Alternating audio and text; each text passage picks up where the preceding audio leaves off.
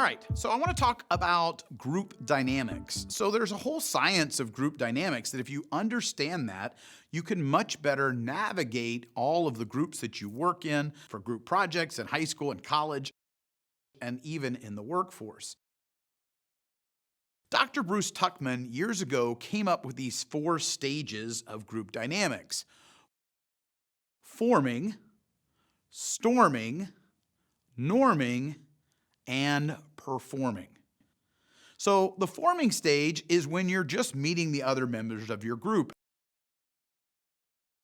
Easiest way to navigate this stage is to really just work to learn everybody's name and interests and some of their strengths and weaknesses and what they're passionate about. You want to try to get a lot of information about the talents of your group. Again, make sure you know their name and maybe just a little bit more about them. That's the forming stage. After that stage, it's very natural we all end up in the storming phase.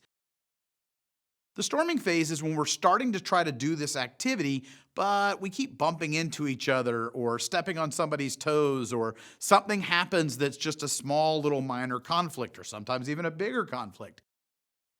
And this storming phase really helps us start to learn where everybody's kind of boundaries are in what they're interested in, what they do, and how we can kind of make and function as a group.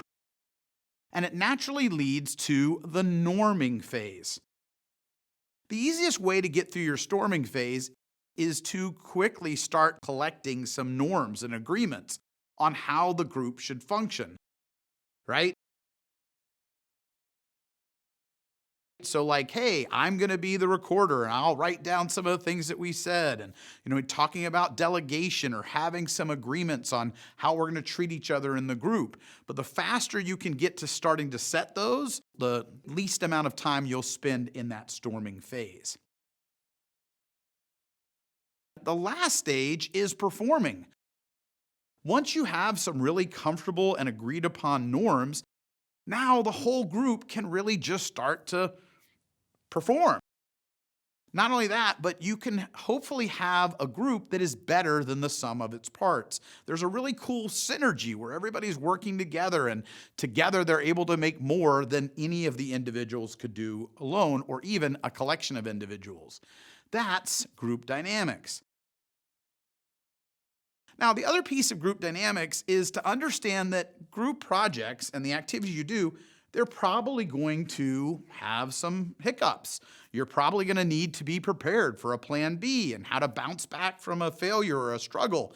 You also need to make sure you're working on managing your emotions, because once we lose control, we're not a very good group member. So these dynamics, coupled with being able to be resilient when things go wrong and being able to manage our emotions, can make us a really good group member. And collaborating in groups and being a good team player is something that will be highly in demand in college, in your career, and the rest of your life.